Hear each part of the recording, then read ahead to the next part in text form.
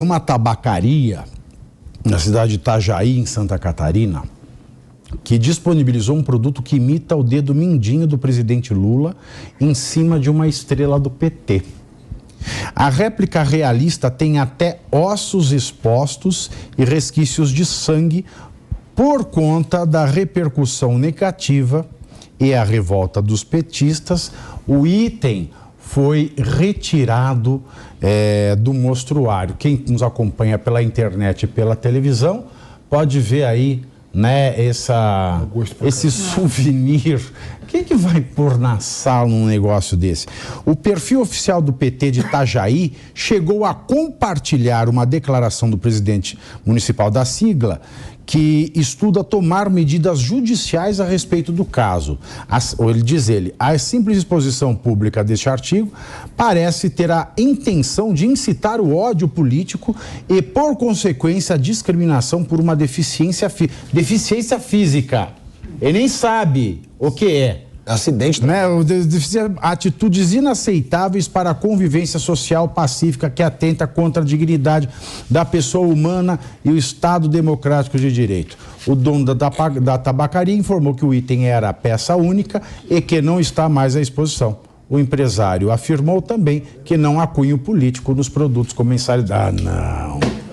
Você vê? Uma coisa aproveita a outra. E as pessoas que se retroalimentam, em vez das pessoas serem direitas, não, elas querem dar uma espezinhada. Olha, sabe, Pavinato, eu olho essas coisas assim, eu não gosto de nenhum tipo de manifestação, eu não trato as pessoas de uma forma que eu não gostaria de ser tratada. Eu acho isso que aí já é partir para o absurdo. Eu tive a sorte de trabalhar com alguns parlamentares, no período que eu fui assessora de imprensa em Brasília, eu tive a sorte de trabalhar com parlamentares que foram muito inteligentes. São muito inteligentes, né? Alguns deles, inclusive, me ajudaram no doutorado. Imagina, estava escrevendo sobre liberalismo e fui entrevistar os parlamentares que eu trabalhava, porque eles sabiam muito disso. E o Felipe estava falando aqui no programa, né, que a gente contra-argumenta com ideias ruins com ideias boas. Né? Quando tu faz esse tipo de coisa, tu só vai dar munição para o outro lado reagir com mais violência, né? E aí a gente tem essa máxima de que nas redes sociais as pessoas interagem com a emoção e não com o conteúdo. Isso acaba sendo muito problemático. Eu reitero, assim, eu felizmente convivi com personagens da direita, o Onyx Lorenzoni, Ronaldo Caiado, Rodrigo Lorenzoni, que sempre me ensinaram a debater no campo das ideias. E até na academia, isso era muito respeitado. Quando a gente ia para algum debate com alguma pessoa que pensava completamente diferente da gente, nunca podia levar o tom de voz, nunca podia desrespeitar.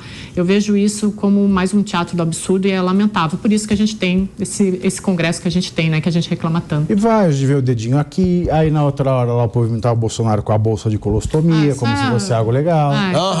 Né? Aí outro fala lá no congresso, a facada foi fake, né? Foi pouco. Aí você tem um encontro do MST onde se simboliza as pessoas presas, é verdade, você põe a cadeia. Mas aí é legal. Esse é o problema. Nós estamos vivendo um momento tão ruim, eu concordo com tudo que você disse, com tudo que o Felipe disse aqui. E aqui é um lugar onde a gente pode, acho que o Felipe na abertura falou muito bem sobre isso, divergir nas ideias e continuar admirando a linha de pensamento um dos outros aqui, sem necessariamente concordar com o que se fala. Mas não pode ter só de um lado também. Nós estamos num momento social tão ruim, onde é aceito, e esse é o problema, é aceito o ódio do bem. É proliferado esse ódio do bem. É isso que não pode acontecer. Não pode ter ódio em lugar nenhum. Não existe o ódio do bem. É da mesma coisa que não existe mal do bem. Não tem mal que vem para bem. O mal pode te ensinar alguma coisa. E outra, e também eu acho que tem muita hipocrisia nas causas. Sim. As pessoas que dizem defender uma causa, elas não defendem uma causa. Elas defendem lado político. Elas não defendem causa. A gente já deu exemplo aqui várias vezes das feministas que desapareceram quando a Denise Ortiz levou um soco no peito de um segurança do Lula. É verdade. Entendeu? Tem isso também. Além do ódio, da cultura do ódio, e aí eu vou ser sincero, às vezes eu mesmo extrapolo quando eu respondo a quem me ataca. Eu, às vezes, respondo a quem me ataca do jeito que merece. Agora, sou a favor? Não. Só que tem também a hipocrisia. É a hipocrisia de quem não defende uma causa. Eles defendem um movimento político. Eu te dei um exemplo, inclusive na parada LGBT, que ia mais. É um baita movimento, mas aí foram e atacaram a religião católica, a religião cristã no geral, fazendo polidense em algo que simbolizava Jesus Cristo numa cruz.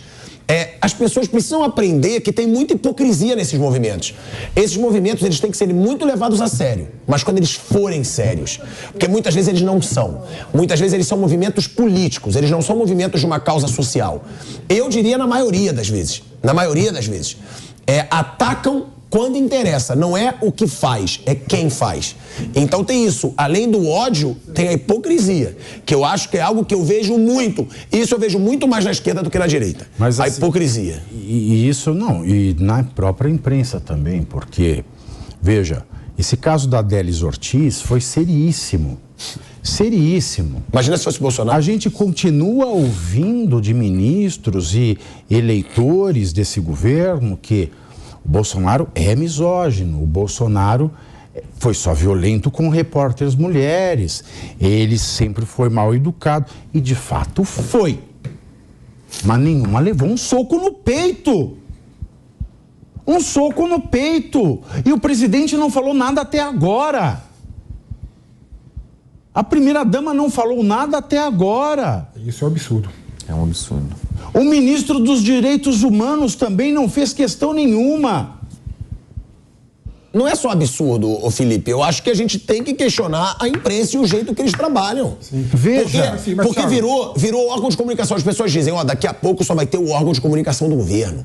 Eles podem fechar tudo. Não precisa.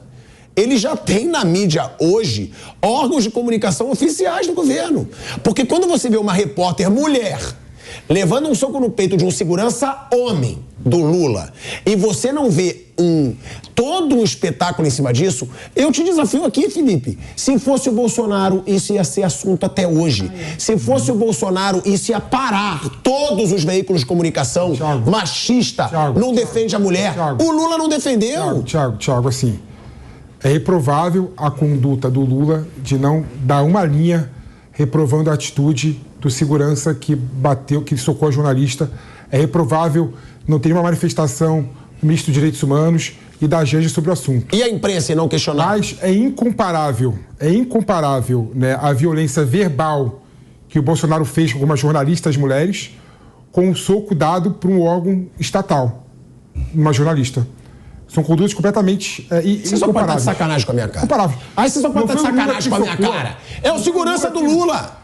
O Lula tem que se explicar. Ele é o segurança do Lula fazendo uma agressão física. Ele tinha que, no mínimo, se desculpar. O silêncio dele. O silêncio dele. Vocês querem equiparar uma violência com a outra que é óbvio. Uma agressão física muito pior. Ela falou que foi a pior dor que ela já sentiu na vida. E deve ter sido. Então.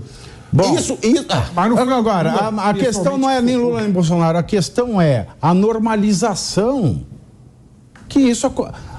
A imprensa levou isso com normalidade, exceto nós. Eu acho que nesse caso todo mundo bateu na... Quando? Bateu em 2 ou 3 linhas. Até a emissora da jornalista deu uma nota. Se fosse o Bolsonaro, ia ser o jornal inteiro. Agora...